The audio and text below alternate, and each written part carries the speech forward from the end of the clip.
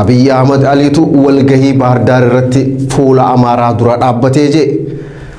የኦሮሞ ናሽናሊዝም ትልቁን ቪዥን እንችላለን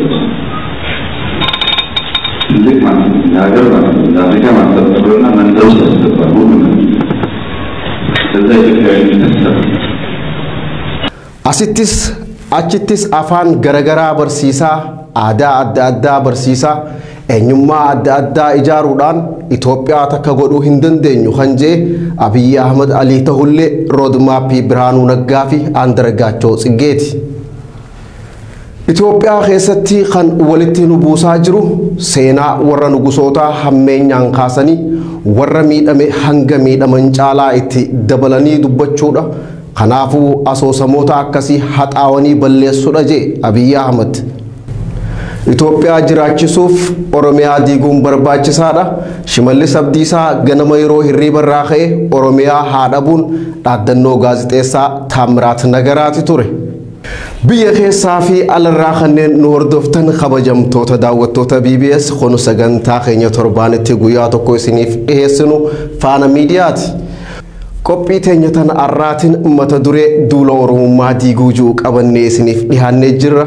Qopheessaan qophii tanaa an Arif Ahmed gama ogummaa teeknikaaf kaameraatiin Abdii Jamaalis nafaana jira hanga dhuma sagantaa keenyatti nu faana tura.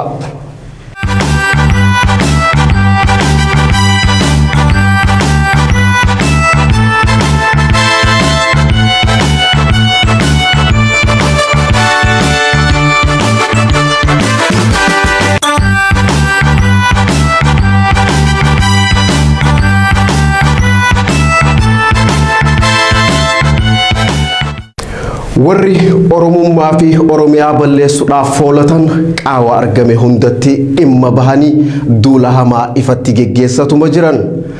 Akkuma gara aangootti dhufaniin sabboonummaan Oromoo gandatti nu deebiftee waan ta'eef akkuma goobana daacee fa'aatti Itoophiyaa leellisuu qabna jechuun as bahan. Kana hojiitti hiikuuf ammoo jala qabarratti sabboonummaa Itoophiyummaa uummata barsiisurraa akka eegalan murteeffatan. Imala duraatiin seenaa Minilik, seenaa Walda Gabriel Abbaa Seexaan, seenaa Raas Daargee fi seenaa Raas Goobanaa sirreessanii hammeenya jarri hojjete gaariitti jijjiiranii dhaloota Oromoo barsiisuu akka qaban murteessan. Osoo uummanni Oromoo miliyoonaa ol Somaaleerraa buqqa'ee magaalota adda addaa keessatti rakkataa jiru doolaara hedduu itti dhangalaasanii siidaa warra harkaaf harmaa ciree faranjii tolchisiisanii masaraa keessa kaayatan. Goobanni Daacetii fi Emmiyee Minilikis Itoophiyaa ijaaranii nuuf gumaachan malee hammeenyi isaan hojjetan hin jiru. Kanaafuu gootota keessanii fudhadhaa jechuun ummatatti himuu eegalan. Warri Oromoorraa dhalanne ofiin ja'an ministeerri nageenyaa obbo Taayyee Danda'aa fi pirezidaantii naannoo Oromiyaa Shimallis Abdiisaa ija soogiddaan dhiqatanii miidiyaa irratti bahanii gootummaa warra harkaaf harma Oromoo ciree labsan. Madaa fi miidhama saba guddaa kolkula ganna dhibbaa irratti soogidda firfirsanii qoosuuf hireen isaan argatan tunis dhiigaa fi lafee qeerroo Oromootiin akka dhufte dagatanii jiran. Duula wal fakkaataa Oromummaa fi Oromiyaa balleessanii Amaara firoonfachuuf bilxiginnaan goote keessatti qondaalli bilxiginnaa obbo Addisuu Araggaa nama hangafaati ture.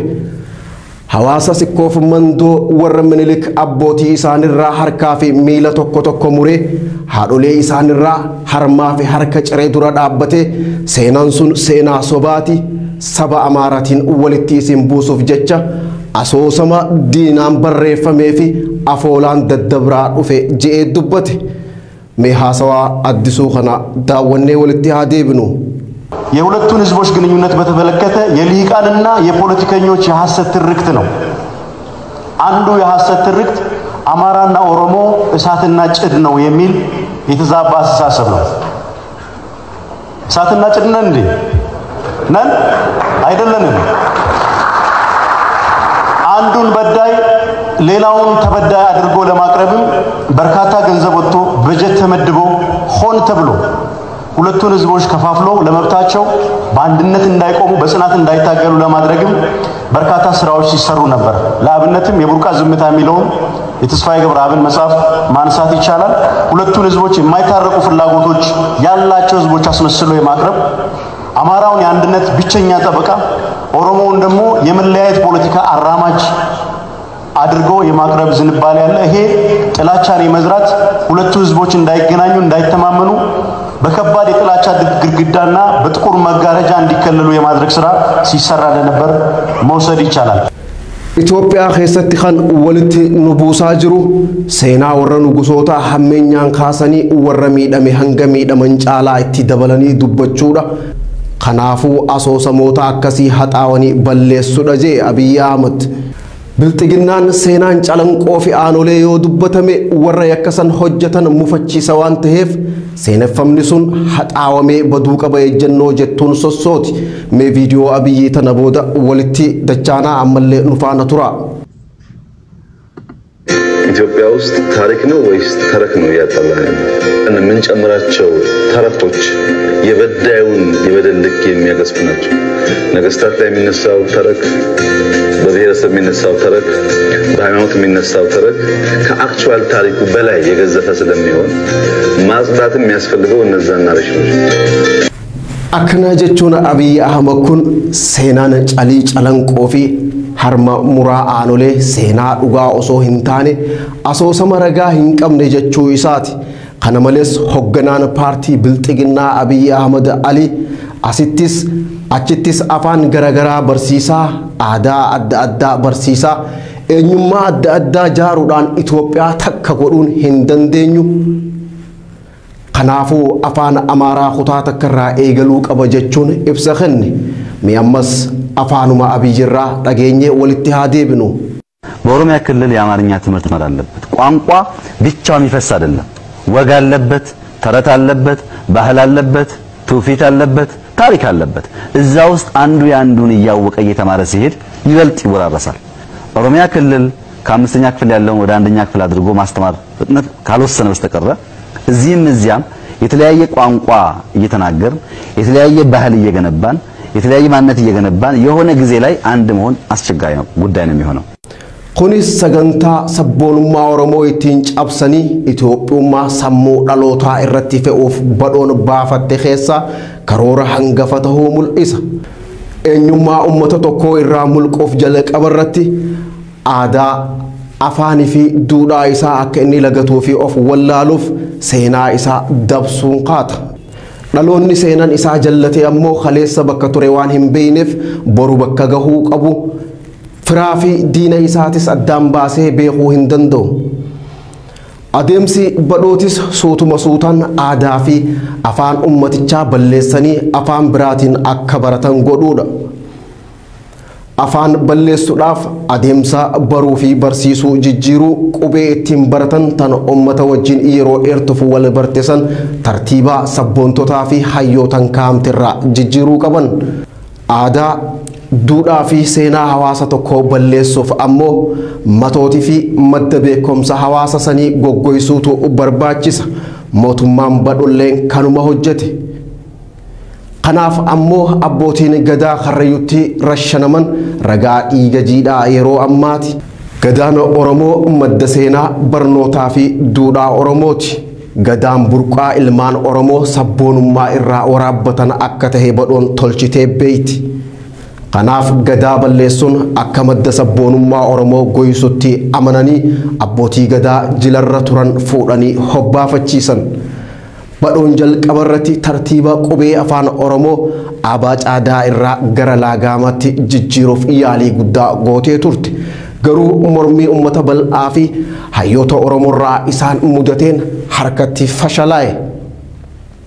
Badhoon ayyaan laallattoota gara qilleensi bubbisutti jigu warra eenyummaa fi dhugaa saba kanarraa dhimma hin qabne warra dheengadda dargii ture kan kaleessa TPLF'if kittilayyoome arra ammoo nafxanyoome. Warra waan kaleessa turanii fi arras itti jiran quba hin qabne kanneen boruun isaanii maal akka taatus hin yaanne warra sirnuma dhufu hunda jala gugatu uumama garaa isaanii qofaaf yaadu. Badhoon carraa argattetti fayyadamtee Oromoof Oromiyaa baraaruu osoo dandeessu balleessurratti karoorfatuun roodmaappii nafxanyaan qortee itti kenniteen waan hojjettuuf. Muummichi ministeera Itoophiyaa Abiy Ahmad Ali hoggantoota siyaasaa Oromoo namoota Oromoon akka ijatti laaltu mana hidhatti ukkaamsee hoggantoota Izeemaa fi finxaaleeyyii ministeerummaan muude. Hogganaa paartii Izeemaa Obbo Biraanuu Naggaa nama Itoophiyaa Oromoo jalaa baraaruufin qabsoo eegalee jiru ministeera barnootaa godhee muude. Biraanuu Naggaa ammoo nama bilxiginnaaf roodmaappii bocee kenne tahuu miidiyaa irratti gad bahee sodaa takka malee himee jira. Badhoon Oromummaa cabsuuf adeemsa barnootaa tartiiba qubee jijjiiruu afaanii fi seenaa walumaa galatti sirna gadaa balleessuu irratti xiyyeeffatte. Roodmaappiin Biraanuu Naggaa fi Andargaachoo Tsiggeefaanis Oromiyaa fi Oromummaa balleessuu aadaa takka afaan tokko amantii takka kan jiru waan ta'eef xurree imala badhooti jechuudha. Biraanuu Naggaa akkuma gara ministeera barnootaa dhufeen biiroon barnoota Oromiyaa logoo isaa akka jijjiiru godhe.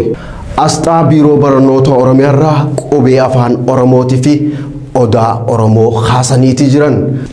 Asxaa biiroo barnoota Oromiyaa namni ilaale achi keessatti odaa fi qubee afaan Oromoo agarraan Oromummaa fi qe'ee Oromoo duudhaa fi aadaa akkasumas sirna gadaa sammuu isaa keessatti of arga. Kana arguun ammoo warra Oromoo fi Oromiyaa cabsuuf foolatan kanatti dhukkubbii hamtuu itti ta'a. Kanaafuu halluu cuquliisa jidduu kitaaba kaayanii asxaa biiroo barnoota Oromiyaatiin malu jechuun waan Oromoo biratti hiikaa hin qabneen as bahan. Oromoon kanas yoo callisee fudhate haaluma wal fakkaatuun yeroo muraasa booda alaabaa Itoophiyaa tan sabaa fi sablammoota biyyattii bakka buutu tana urjii jidduu fuudhanii tanaatu seen mala jechuun lummuuxxii Amaaraa qabachiisuun hin hafu. Akka badhoon jechaa jirtutti biiroon barnoota Oromiyaa kana dura qulqullummaan barnoota Oromiyaa keessatti waan gad bu'ee tureef of haaromsee asxaa isaa jijjiirratee dhufeenuun jechaa jiran. Garuu qulqullina barnootaa sirreessuuf asxaa jijjiiruun maaliif akka barbaachise namaaf hin galu. Asxaan duraan ture waan foolee Oromoo qabuuf yoo taheen alatti halluun cuquliisni amma hoggansa Biraanuu Naggaatiin Oromiyaa filame kun wanni ibsu yoo jiraate maqaa paartii nafxanyootaa tan dur Samaayawii paartii qofa. Bilxiginnaan ergaa mataa ishii qabdi malee qulqullina barnootaa jijjiiruuf logoo jijjiiruun isaan hin barbaachisu ture. Sunsuma jijjiiruun ittoo yookiin buusaa hin mi'eessitu akkuma jaamu. Qulqullina barnootaa kan dhorge imaammata biiroon barnootaatii fi dhaabni siyaasaa OPDO duraan hordofaa ture malee logoo tana hin turre. Qulqullina barnootaa ol kaasuuf wanni barbaachisu gahumsa barsiisaan tokko gosa barnootaa barsiisuu irratti qabu namni cimaan barsiisaa akka ta'uuf wanni onnachiisu jiraachuu haalli mijataan barsiisotaaf uumamuu fi akkasumas barattootaaf wantoota barbaachisan guutuudha. Adeemsaa fi qabiyyee kitaabolee fooyyessuu sirna barnootaa haqa ta'e diriirsuu fi kanaa fi kan kana fakkaatan irratti xiyyeeffachuu gaafata. Kanaan alatti kana rakkoo qabu qulqullina barnootaa osoo hin tahin odaa qubee afaan Oromootii fi asxaa Oromummaati. Tolegaa kabajamtoota daawwattoota keenya qophiin keenya faana miidiyaa irratti mata duree duula Oromummaa diiguu ji'uun qabannee isiniif dhiyaanne har'aaf asuma irratti goolabna. Qopheessaan qophii tanaa an Aarif Ahmad gama ogummaa teeknikaaf kaameraatiin Abdii Jamaal nafaana ture. Torban dhufu qophii biraatiin deebinee hanga wal garrutti bariif waariin teessan nagaya.